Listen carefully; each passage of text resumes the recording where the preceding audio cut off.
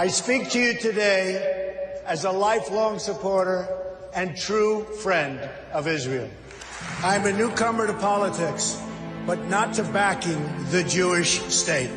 I came here to speak to you about where I stand on the future of American relations with our strategic ally, our unbreakable friendship, and our cultural brother, the only democracy in the Middle East, the State of Israel.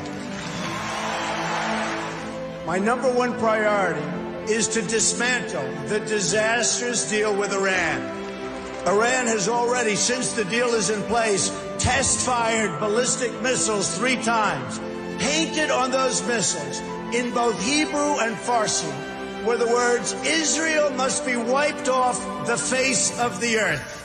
You can forget that. The United Nations is not a friend of democracy. It's not a friend to freedom. It's not a friend even to the United States of America, where, as you know, it has its home. And it surely is not a friend to Israel. When I'm president, believe me, I will veto any attempt by the UN to impose its will on the Jewish state. It will be vetoed 100%. Israel has been trying to sit down at the negotiating table without preconditions for years. You had Camp David in 2000, where Prime Minister Barak made an incredible offer, maybe even too generous. Arafat rejected it. In 2008, Prime Minister Omer made an equally generous offer. The Palestinian Authority rejected it also.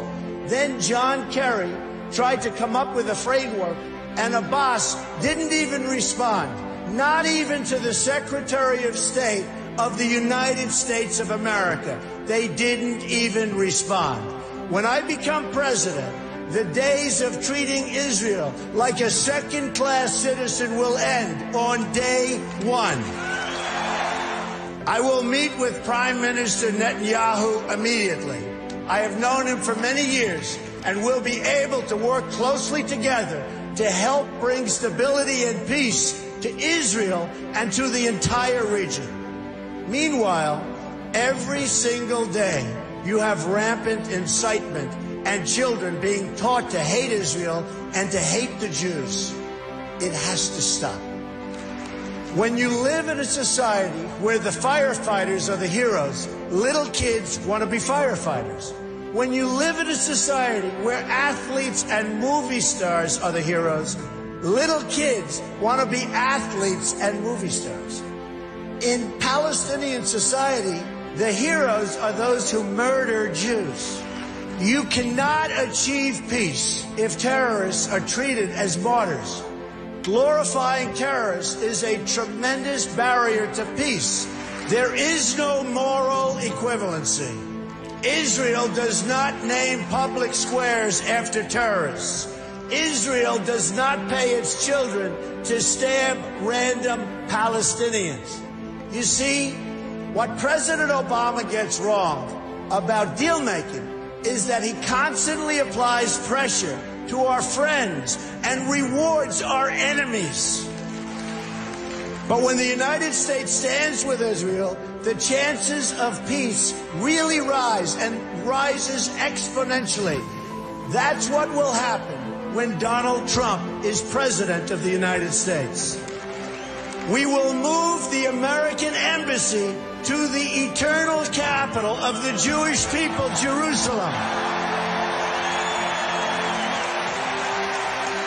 And we will send a clear signal that there is no daylight between America and our most reliable ally, the State of Israel.